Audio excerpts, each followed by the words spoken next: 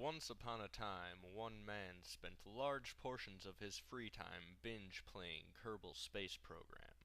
This series is the result.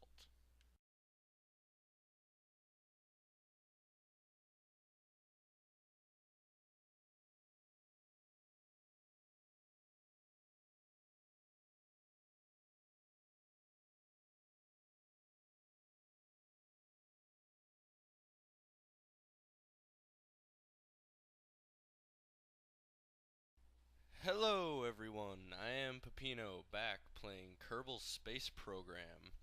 And last time we had some fun with our rovers on Minmus. But if you remember, we also launched this RCS section that we are going to now add to our base.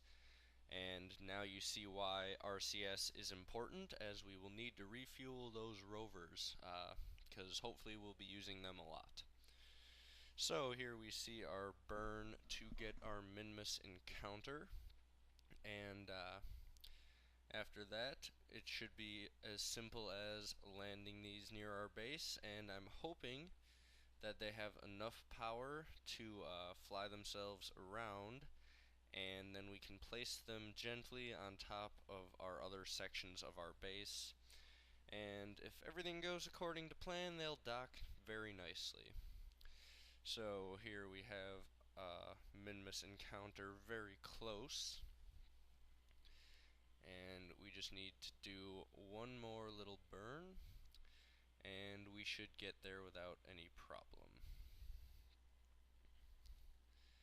So there we go, and we now have our encounter, and we can just either do a little correction, or I think we'll just time warp all the way out there. Oh, no, we do one little correction to get it a nicer encounter. We're trying to get a little better at that, rather than having to do so many orbital corrections once we're around Minmus.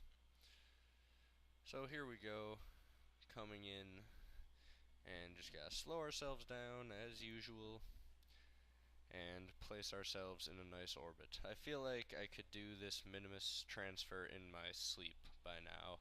I have done it so many times over the past few days while filming all of this. There we go, and it has definitely been worth it though. It is a very, very fun place to mess around in Kerbal Space Program. Definitely one of my favorite bodies in the solar system to visit. Alright, but here we go, our slight orbital corrections. And then we just gotta bring our orbit down and eventually over our target landing area.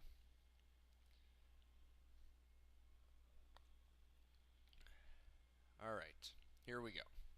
And I think I will try to land in the daytime, because I've been trying to get better at that, and also this thing doesn't actually have lights. So we bring down our periapsis nicely, and then yes, there we go. Eventually we get around to this, where we are now bringing ourselves down very, very slowly, I might add. And then we finally time warp down. You're watching this at 4 times speed, let me remind you. So this is actually taking quite a while. But we time warp down, and here we go. We still have our orange tanks on the bottom. That's how little fuel we've had to use so far, because this section is much lighter than our other sections.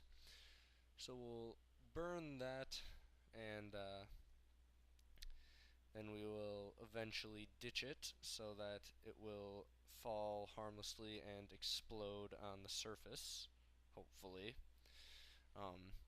And then here we go, we can fly just with our little landing stage, and we can watch, hopefully see that thing explode. There it goes, and it's about to hit the ground. Boom, little tiny explosion down there. And we are bringing ourselves in closer to our base.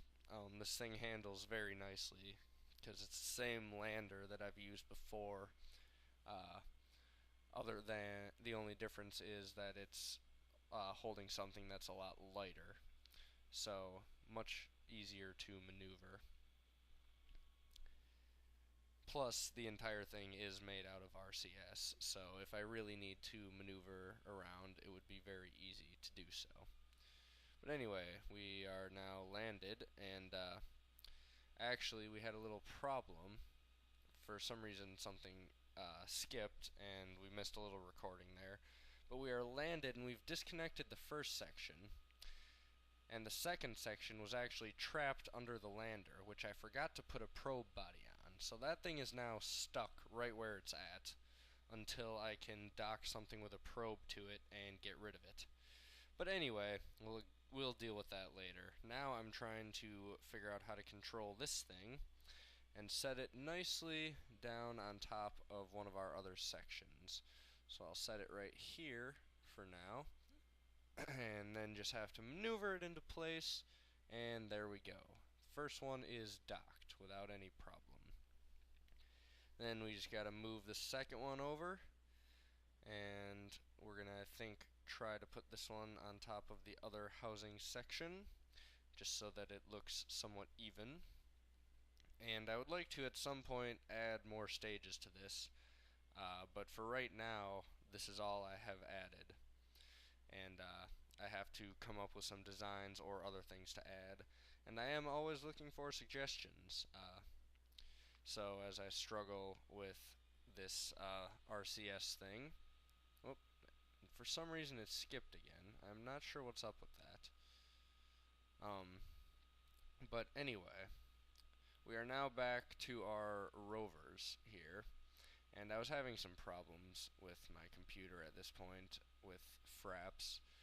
So yeah, we missed a little bit there, and here we go though. We are moving now all of our other rovers over to the base because we still have 3 of them left there.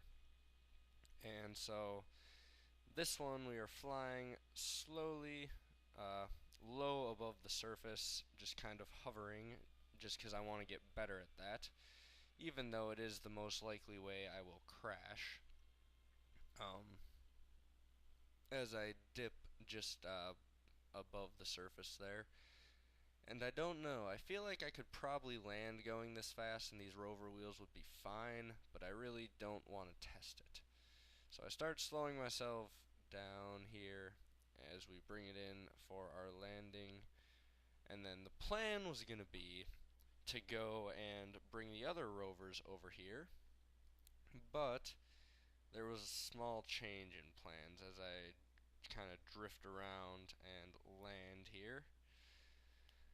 Anyway, that change of plans, I guess, happens after I bring one more rover over here. So I'll bring this one over, and then after that, 2 of our Kerbals are going to take this thing on a little joyride. So here we go. We are activating all these engines since we had only been driving here.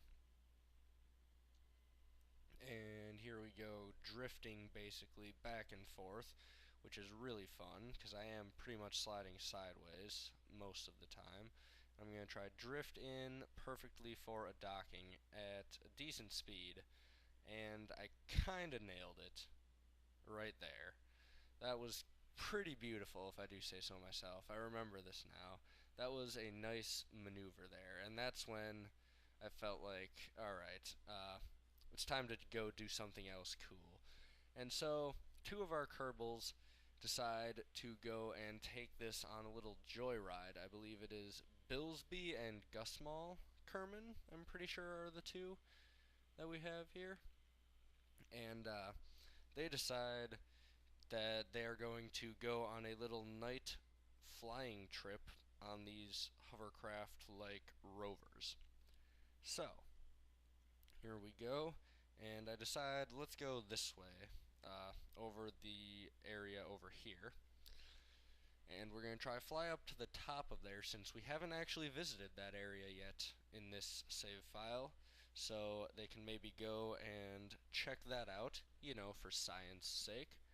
since that is what we sent these guys here for. And so yeah, these are actually only two of the three remaining crew, I believe, on board. We only have Philemon Kerman left on board our station, or our base now. But we will deal with that in a future episode. We will send some more crew up here. And these guys are going to be out rovering around for a while, as it takes a decent amount of time to actually fly up over these mountains and get out of that little valley where we've made our home. And these rovers, I don't know if they could quite get into orbit, but I feel like they probably would have a chance. Actually, I feel like, yeah, they probably could get into orbit if I really tried. Maybe in a future episode, that's something I'll have to do. Is try rover a complete revolution around the planet and then land back at base. That definitely seems like a fun challenge. But that will be a couple episodes in the future, because I already have way too many things planned to do. So, there will be plenty more episodes coming. Don't you worry about that. It just may take me a while to film some of them. Because, yeah, like I said, lots of hours of gameplay go into one episode of this. So hopefully you enjoy it. Alright, we are bringing this thing down for landing now on the top of this, I don't know, I guess it's not really a mountain, it's just a non-valley area of Minmus. And so bring it down nice and slowly from our very long flight, and then they are going to drive around for a bit and drive back to base, and then report what they've seen. So here we go, we can see our lights on the surface now as we are coming in for our landing, nice and slowly. And there we go. And so we have landed, and then we turn around and we're heading back towards our base. So you can see it there on the marker, and I'm looking at how much fuel and monopropellant I have, because basically monopropellant is the big one. When we run out of that, this thing becomes very slow whenever you want to do anything, and that's no good. But anyway, I am at 3 times time warp normal, and I am at 4 times time warp, or 4 times speed in the thing. And yeah, here we go. That's what happened. We hit a bump, and our entire thing exploded. So lesson learned, don't drive your rover across Minmus in the night at 3 times time warp. And I was not really fully paying attention, and so both of our Kerbals unfortunately crash, and you see Gus Maul Kerman right there explode. I'm sorry for the young children watching, that was very graphic. We literally saw a man, or a Kerbal rather, explode, and another one we know has died nearby. This is truly a tragedy, and we will have to deal with it more next episode. But thank you guys for watching, and Kerbals, rest in peace. See you next time.